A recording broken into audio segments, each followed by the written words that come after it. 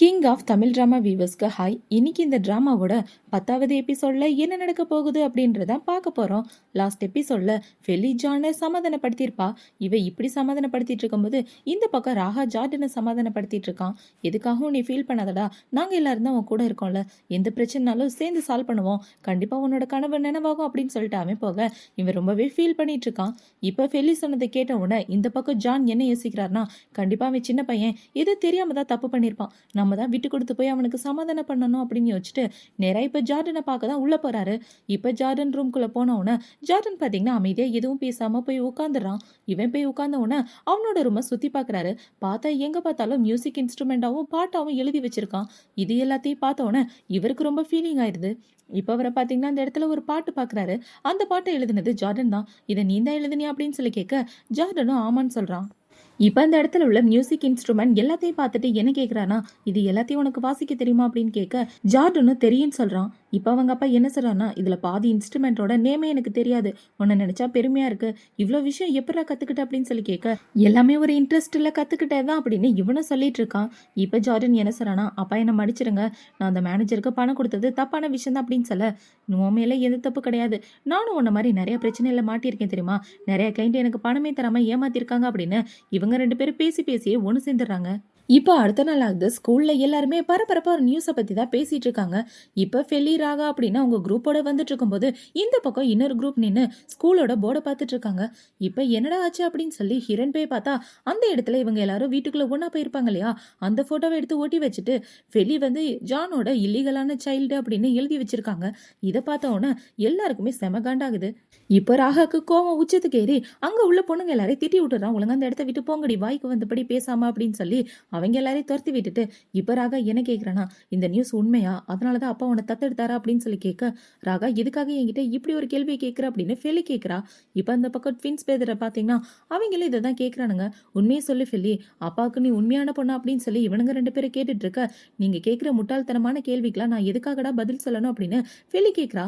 இப்ப இவனுங்க எல்லாரும் இப்படி கேட்ட உடனே ஃபெலிக்கு பாத்தீங்கன்னா ரொம்பவே கோவமாயிட்டு, நீங்க என்கிட்ட இப்படி ஒரு கேள்வியை கேட்பீங்க நான் கொஞ்சம் கூட எதிர்பார்க்கல அப்படின்னு இவ கோவப்பட்டுட்டு அந்த இடத்த விட்டு கிளம்பி போயிடுறா. இப்ப இந்த நியூஸ் ஜானுக்குமே தெரிஞ்சிருது. உங்களோட நியூஸ் தான் வைரலா போயிட்டு இருக்கு, ஃபெலி வந்து உங்களுக்கு யாரோ ஒரு பொண்ணு மேல உள்ள அஃபேர்னால பிறந்த பொண்ணுன்னு போட்டிருக்கா அப்படின்னு சொல்ல இவருமே இந்த நியூஸை பாக்குறாரு. இப்போ இந்த பக்கம் புதுசாக ஒரு கேரக்டர் தான் காட்டுறாங்க. அவருக்கு கால் பண்ணி என்ன சொல்கிறாங்கன்னா, ஜானோட பொண்ணு ஃபெலிசியான்னு போட்டிருக்கு, ஆனால் அந்த பொண்ணு தப்பான வழியில் பிறந்த பொண்ணுன்னு போட்டிருக்கு, இதை நீங்கள் பயன்படுத்திக்கங்க அப்படின்னு சொல்லிட்டு ஃபோனை வைக்க நான் பார்த்துக்கிறேன் அப்படின்னு இவன் சொல்லிட்டு இருக்கான். இப்போ இந்த பக்கம் ஃபெலி பார்த்தீங்கன்னா ஸ்கூல் முடிச்சதுக்கப்புறம் அவளோட ஆர்பனேஜுக்கு தான் வந்து ரொம்பவே ஃபீல் பண்ணிட்டு இருக்கா. இப்போ அவன் மதரோட உட்காந்துட்டு இருக்கும்போது அந்த இடத்துக்கு முதல்ல பார்த்த ஆளு தான் வரான். இப்போ அவன் வந்து என்ன சொல்கிறான்னா, நான் ஃபெலியை பார்க்கறதுக்காக வந்திருக்கேன் அப்படின்னு சொல்ல, நீங்கள் யார் அப்படின்னு மதர் கேட்குறாங்க. நான் தான் ஃபெலியோட உண்மையான அப்பா அப்படின்னு சொல்ல ஃபெலியும் ஷாக் ஆயிரா, மதரும் ஷாக் ஆயிடுறாங்க. இப்போ அவங்க எல்லாரும் ஒன்னா உட்காந்து பேசிட்டு இருக்காங்க. ஃபெலியோட அப்பா என்ன சொல்றானா, உன் கழுத்துல போட்டிருக்க நெக்லஸை நான் தான் உன்னோட அம்மாவுக்கு வாங்கி கொடுத்தேன், நீ பிறந்த உடனே உன்னோட அம்மா அந்த நெக்லஸை போட்டு விட்டா, இந்த போட்டோவை பாரு, இந்த போட்டோல இருக்கிறது உன்னோட அம்மா, கையில இருக்க குழந்தை நீ தான் அப்படின்னு சொல்லி போட்டோவை காமிச்சிட்டு இருக்க. அந்த போட்டோவை மதருமே பாக்குறாங்க. அவங்க பார்த்துட்டு என்ன சொல்றாங்கன்னா, ஆமா இவங்க தான் உன்னோட அம்மா, இவங்க தான் உன்னை இந்த ஆசிரமத்துல விட்டுட்டு போனாங்க அப்படின்னு சொல்ல ஃபெலிக்கு ரொம்பவே ஃபீலிங் ஆயிடுது. இப்போ அவங்க அப்பா என்ன சொல்றானா, என்னை மடிச்சிருமா, இத்தனை வருஷமா நான் உன்னை பார்க்க வரவே இல்லை, நாங்க ரெண்டு பேருமே உன்னை இங்க சேர்க்கணும் ஆசைப்படல, ஆனா என்ன பண்றது, எங்களோட கால சூழ்நிலை உன்னை இங்க சேர்க்க வேண்டியதா ஆகி போயிடுச்சு, உன்னை சேர்த்ததுக்கு அப்புறம் உங்க அம்மாவுக்கு ரொம்ப உடம்பு சரியில்லை, அவளை பாத்துக்கிறதுலே நான் முக்கியத்துவம் காட்டினதுனால என்னால உன்னை பார்க்க வர முடியல அப்படின்னு இவங்க அப்பா நடந்த விஷயம் எல்லாத்தையுமே ஃபெலி கிட்ட சொல்ல ஃபெலிக்கு ரொம்ப கஷ்டமா இருக்கு. ஃபெலி, நான் உன்னை மறுபடியும் என் கூட கூட்டிட்டு போகணும்னு நினைக்கிறேன், உனக்கு என் கூட வர விருப்பமா அப்படின்னு கேட்டு இப்ப மதர் கிட்ட என்ன கேட்கிறேன்னா, ஃபெலியை யாராவது தத்தெடுக்கணும்னு இப்ப விரும்பியிருக்காங்களா அப்படின்னு சொல்லி கேட்க, ஆல்ரெடி தத்து கொடுத்துட்டோம், ஆனா ஃபெலிக்கு உங்க கூட வர விருப்பம் இருந்தா தாராளமா கூட்டிட்டு போலாம் அப்படின்னு மதர் சொல்லிடுறாங்க. இப்ப அவங்க அப்பா என்ன கேட்கிறாருனா, ஃபெலி உனக்கு என் கூட வர விருப்பமா அப்படின்னு சொல்லி கேட்க, எனக்கு கொஞ்சம் டைம் வேணும் அப்படின்னு ஃபெலி சொல்லிடுறா. இப்ப அவங்க அப்பா பாத்தீங்கன்னா அழுதுகிட்டே, எனக்கு புரியுதுமா, உனக்கு எப்ப எனக்கு கால் பண்ணனாலும் தாராளமா கால் பண்ண, இந்த என்னோட நம்பர் அப்படின்னு சொல்லி அவங்க அப்பா கொடுக்க ஃபெலியுமே அதை வாங்கிக்கிறா. இப்ப இந்த பக்கம் இந்த 4 கும்பட்டைங்களும் வந்து ஜான் கூட சண்டை போட்டுட்டு இருக்காங்க. ஃபெலி உங்களோட பொண்ணு தானே, உண்மையை சொல்லுங்க அப்படின்னு சொல்லி கேட்க, அட சத்தியமா இல்லடா, நீங்க 4 பேர் தான் என் பசங்க அப்படின்னு இவர் சொல்றாரு. இப்ப ராகா பாத்தீங்கன்னா ஒரு பிளாஷ்பேக்கை பத்தி தான் சொல்றான். கொஞ்சம் வருஷத்துக்கு முன்னாடி ராகா அவங்க அப்பாவை ஒரு பொண்ணு கூட ஒன்னா பாத்திர பார்த்துருப்பான். அதை பார்த்த உடனே ராகா வீட்டுக்கு வந்து, நான் இனிமே இந்த வீட்டில் இருக்க மாட்டேன், நீங்க 2வது கல்யாணம் பண்ண போற விஷயத்த எங்ககிட்ட சொல்லவே இல்லை, இனிமே உங்களோட முடிவை நீங்களே எடுத்துக்கங்க, நான் இந்த இடத்த விட்டு போறேன் அப்படின்னு சொல்லிட்டு ராகா அவனோட மூட்டை முடிச்செல்லாம் கட்டிட்டு போக, ராகா ப்ளீஸ் இந்த இடத்த விட்டு போகாத, எதுவா இருந்தாலும் நம்ம பேசி தீர்த்துக்கலாம் அப்படின்னு சொல்லி அவங்க அப்பா சமாதானப்படுத்தியிருப்பாரு. இப்ப அந்த விஷயத்தை யோசிச்சு பார்த்துட்டு, அவங்களுக்கு பிறந்த பொண்ணு தானே இந்த ஃபெல்லி அப்படின்னு சொல்லி கேட்க, அட சத்தியமா இல்லடா, உங்களுக்காக தான் நான் 2வது கல்யாணமே பண்ணிக்காம இருந்தேன், இப்ப போய் ஃபெல்லியை என்னோட பொண்ணுன்னு சொல்றீங்க, ஃபெல்லியை நான் உண்மையாவே தத்தெடுத்து தான் இங்க கூட்டிட்டு வந்தேன், ஃபெல்லி இங்க வந்ததுக்கு அப்புறம் நம்மளோட வீடு எவ்வளவு சேஞ்ச் ஆயிருக்குன்னு எனக்கு நல்லாவே தெரியுது அப்படின்னு அவங்க அப்பா சொல்லிட்டு இருக்க. இப்போ நவீன் என்ன கேட்கிறானா அப்படின்னா, அந்த நியூஸ் எல்லாமே பொய்யா அப்படின்னு சொல்லி கேட்க, கண்டிப்பா பொய் தான் அப்படின்னு இவர் சொல்றாரு. இப்போ ஹெல்லி என்ன சொல்றானா, அப்பா நாங்கள் ஃபெல்லி கூட சண்டை போட்டுட்டோம் அப்படின்னு சொல்ல, எங்கடா ஃபெல்லி இப்போ அவள் ரொம்பவே கன்ஃபியூஷனாக இருக்கா, கண்டிப்பாக நம்மளோட ஹெல்ப் அவளுக்கு தேவை அப்படின்னு சொல்லிட்டு இருக்க. இப்போ அவங்க பார்த்தீங்கன்னா எல்லாரும் திருன்னு முழிக்கிறானுங்க. ஃபெல்லி எங்கன்னு யாருக்காவது தெரியுமா அப்படின்னு சொல்லி இவர் கேட்டுட்டு இருக்க. அவனுங்க அமைதியாகவே நின்றுட்டு இருக்கானுங்க. இப்போ இந்த பக்கம் சார்லி தான் காட்டுறாங்க. அவளை பார்த்தீங்கன்னா அந்த நியூஸை பார்த்த உடனே கொஞ்சம் அவளுக்கே கஷ்டமா இருக்கு, நம்ம எது தப்பு பண்ணிட்டோமோ அப்படின்னு இவ யோசிச்சுட்டு இருக்கா. இப்போ இந்த பக்கம் ஃபெல்லி அவளோட ஆசிரமத்தில் இருக்கும்போது அவளுக்கு ஜான் தான் கால் பண்றாரு. ஆனால் அந்த காலை ஃபெல்லி அட்டன் பண்ணவே இல்லை. இப்போ ஜான்க்கு பார்த்தீங்கன்னா அவனோட அசிஸ்டன்ட் கால் பண்ணி என்ன சொல்றானா, பாஸ் உங்களோட இமேஜ் ஒட்டு மொத்தமாக ஸ்பாயில் ஆயிடுச்சு, நீங்களே போய் நியூஸை பாருங்க, நம்மளோட கம்பெனி கூட டவுன் ஆக வாய்ப்பு இருக்கு அப்படின்னு சொல்லிட்டு இருக்க. இவருக்கு என்ன பண்றதுனே தெரியல. இப்போ ஜான் என்ன சொல்றானா, இந்த நியூஸை யாரு ஸ்ப்ரெட் பண்ணது அப்படின்றத கண்டுபிடிங்க, அது மட்டும் இல்லாம ஃபெலியை நான் தத்தெடுத்து தான் வளர்க்குறேன் அப்படின்றது எல்லாருக்குமே தெரியணும், அதுக்கான வேலையும் பாருங்க அப்படின்னு சொல்லிட்டு இவர் போனை வைக்கிறாரு. இப்போ இந்த பக்கம் ஃபெலி ரொம்பவே ஃபீல் பண்ணிட்டு இருக்கும்போது அவளுக்கு ராகா தான் மெசேஜ் பண்றான். என்னை மன்னிச்சிட்டு நான் உங்ககிட்ட மன்னிப்பு கேட்கணும், ஏதோ தெரியாதனமா பேசிட்டேன் அப்படின்னு சொல்லிட்டு இருக்க.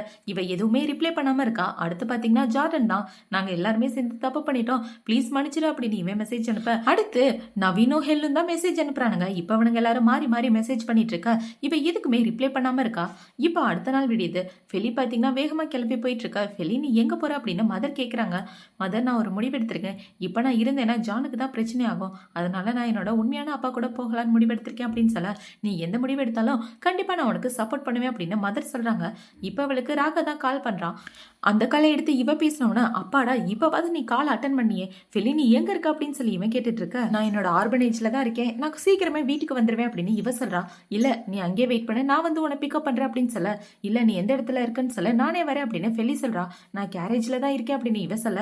இப்ப ஃபெலி பாத்தீங்கன்னா நேரா கேரேஜ்க்கு கிளம்பி தான் போயிட்டு இருக்கா. இப்ப ராகாவை பார்த்த உடனே இவ என்ன சொல்றானா, நல்லா இருக்கே ராகா அப்படின்னு சொல்லி கேட்க, நல்லா தான் இருக்கேன், எங்க எல்லாரையும் மன்னிச்சிரு ஃபெல்லி, தெரியாதனமா ஏதோ உங்ககிட்ட தப்பா பேசிட்டு அப்படின்னு சொல்லிட்டு இருக்க. பரவாயில்ல நீங்க பேசினதுல எந்த தப்பு கிடையாது அப்படின்னு ஃபெல்லி சொல்றா. இப்ப இவளை பாத்தீங்கன்னா, நான் என்னோட உண்மையான அப்பாவை பார்த்தேன், நேத்து தான் வந்து என்னை மீட் பண்ணாரு, நான் அவர் கூட ஒன்னா வாழணும்னு ஆசைப்படுறாரு, நடந்த உண்மை எல்லாத்தையுமே சொல்லி என்னோட அம்மாவோட போட்டோவை கூட காமிச்சாரு அப்படின்னு ஃபெல்லி சொல்லிட்டு இருக்க. ராகாக்கு ரொம்ப சுகமாயிடுது. இப்ப ஃபெல்லி என்ன சொல்றானா, நான் என் அப்பா கூட வாழலான்னு முடிவு பண்ணிட்டேன், நாளைக்கு வந்து என்னோட அப்பா என்னை கூட்டிட்டு போறேன்னு சொல்லியிருக்காரு, இனிமே நான் அவர் கூட தான் இருக்க போறேன் அப்படின்னு சொல்ல, இவனோட இதயமே உடைஞ்சு போற மாதிரி ஆயிருது. இப்ப ராகா என்ன சொல்றானா, சரி நீ இதே இடத்துல இரு, நான் பாத்ரூம் போயிட்டு வரேன் அப்படின்னு சொல்லிட்டு தனியா வந்துடுறான். இப்பவே தனியா வந்து புலம்ப ஆரம்பிக்கிறான். ஐயோ ஃபெலி என்னை விட்டு போறேன்னு சொல்றாளே, இவன் எல்லாமே என்னால எப்படி இருக்க முடியும், யோ ராகா செல்ஃபிஷா யோசிக்காதடா, அவ எந்த முடிவு எடுத்தாலும் நீ சப்போர்ட் பண்ணணும், அமைதியா இரு, பொறுமையா இரு அப்படின்னு அவனே சமாதானப்படுத்திட்டு இப்ப மறுபடியும் ஃபெலியை பாக்குறதுக்காக தான் வரான். இந்த பக்கம் ஃபெலி ராகாவோட காரை பார்த்துட்டு இருக்கா. பார்த்தா அவ வரைஞ்சு கொடுத்த டிசைனை இவன் அவனோட கார்ல போட்டு வச்சிட்டு இருக்கான். என்னோட டிசைனை யூஸ் பண்ணிருக்கா அப்படின்னு சொல்லி கேட்க, நல்லா இருக்கா அப்படின்னு சொல்லி ராகாவும் கேட்கிறா. நல்லா இருக்குன்னு இவ்வளவு சொல்லிட்டு இருக்கா. இப்ப ராகா பாத்தீங்கன்னா ஃபெலியை கூட்டிட்டு தனியா ஒரு இடத்துக்கு வந்திருக்கான். நான் உனக்கு கார் ஓட்ட சொல்லி தரேன்னு சொன்னேன்ல, அதை மறக்க மாட்டேன், காருக்குள்ள உட்கார் அப்படின்னு சொல்ல இவளுமே உட்கார்ந்துடுறா. இப்ப ராகா பாத்தீங்கன்னா இது ரிவர்ஸ் அது பிரேக் அப்படின்னு இவளுக்கு ஒண்ணு ஒன்னா சொல்லி கொடுத்துட்டு இருக்கா. இவளுமே அதை கத்துட்டு இருக்கா. இப்ப ஃபெலியை பாத்தீங்கன்னா காரை கொஞ்சம் ஃபாஸ்டா ஓட்ட, ஐயோ ஃபெலி நிப்பாட்டிரு எனக்கு பயமா இருக்கு அப்படின்னு இவன் சொல்லிடுறான். இப்ப டக்குன்னு காலை எடுத்தவன, என்னோட காலை பாரு, நான் எப்படி மூவ் பண்றேன்னா அதே மாதிரி பண்ணு அப்படின்னு சொல்ல இவ்வளவுமே கிட்ட போய் கவனிச்சிட்டு இருக்கா. இப்ப அவங்க 2 பேரும் இவ்வளவு க்ளோஸா இருந்துட்டு இருக்க. ராகாக்கு ஃபெலியை இவ்வளவு கிட்ட பார்த்தவன ஒரு மாதிரி ஆயிடுது. இப்ப அவன் ஃபெலியே பார்த்துட்டு இருக்க. ராகா என்னாச்சு உனக்கு, என்னடா பகல்லே கனவு காண ஆரம்பிச்சிட்டியா, பொண்ணுங்களை பத்தி தானே கனவு காணிட்டு இருக்க அப்படின்னு சொல்லி கேட்க, அதெல்லாம் ஒண்ணு இல்லையா அப்படின்னு ராகா ஏதோ சமாளிச்சிட்டு இருக்கான்.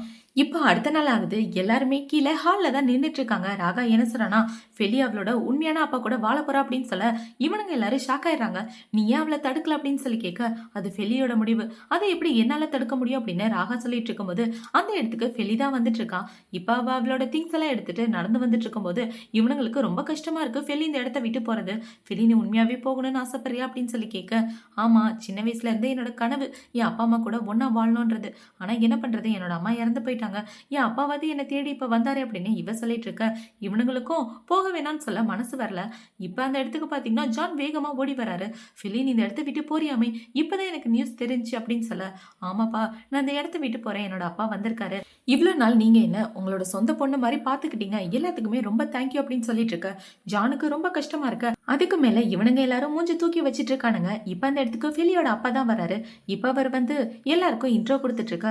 ஜான் என்ன சொல்றானா, பிலியை நல்லபடியா பாத்துக்கங்க அப்படின்னு சொல்ல, கவலைப்படாதீங்க நான் பாத்துக்கிறேன் அப்படின்னு சொல்லிட்டு அவளோட லக்கேஜை வாங்கிட்டு அவங்க அப்பா போறாரு. இப்ப பிலியை பாத்தீங்கன்னா ஜானுக்கு எப்போதும் போல பாய் சொல்ல அவருக்கு ரொம்ப கஷ்டமா இருக்கு. இப்ப இவங்க எல்லாரையும் திரும்பி பார்த்து பத்திரமா இருங்க அப்படின்னு சொல்லிட்டு இருக்க. மறக்காம எனக்கு கால் பண்ணணும், எப்பவுமே டச்ல இரு அப்படின்னு ராகா சொல்லிட்டு இருக்கான். இப்ப பிலிய பாத்தீங்கன்னா அவங்க அப்பாவு கூட அந்த இடத்த விட்டு கிளம்பி போயிடுறா. இவ போன உடனே இவங்க 5 பேரும் கண்ணுல கண்ணீரோட வெளிய பாத்துட்டு இருக்காங்க. இவங்க இப்படி பாத்துட்டு இருக்கதோட தான் இந்த எபிசோட் முடியுது. அடுத்த எபிசோட்ல என்ன நடக்க போகுது அப்படின்றத நாளைக்கு பார்க்கலாம். பாய்.